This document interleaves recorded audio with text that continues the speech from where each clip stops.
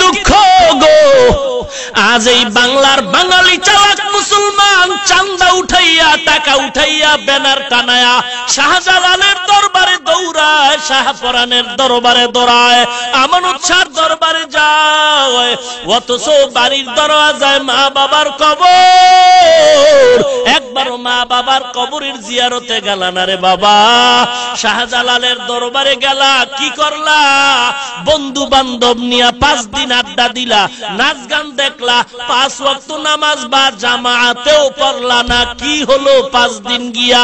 ওরে শাহজালালের ভক্ত তো হতে পারলি না। কে সে শাহজালাল?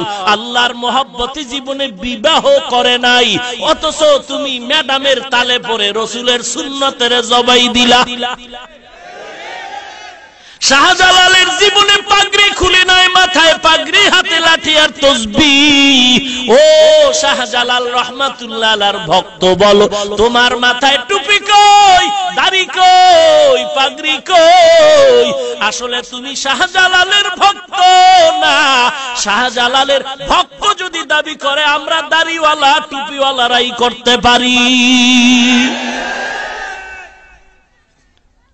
তুমি টাকা উঠাইয়া ওখানে যাও, মা বাবার কবর জিয়ারত করলে যে তোমার গুনাহ মাফ হবে, রসুলের হাদিস ভালো লাগে না? তুমি সেখানে যাও।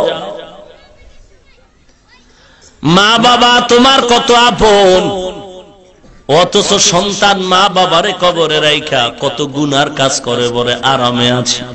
না রে বাবা না, বরং মা বাবার কবরে আযাব চলে যায়। ও সন্তান, ওই মা বাবার কবরে কষ্ট দিও না রে সন্তান।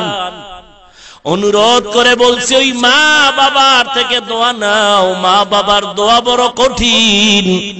মা বাবার কবরের কিনারায় গিয়া দোয়া নাও। ওই দোয়াটা তোমারও নিজের জীবনের জন্য ফসল বয়া দিবে রে বাবা।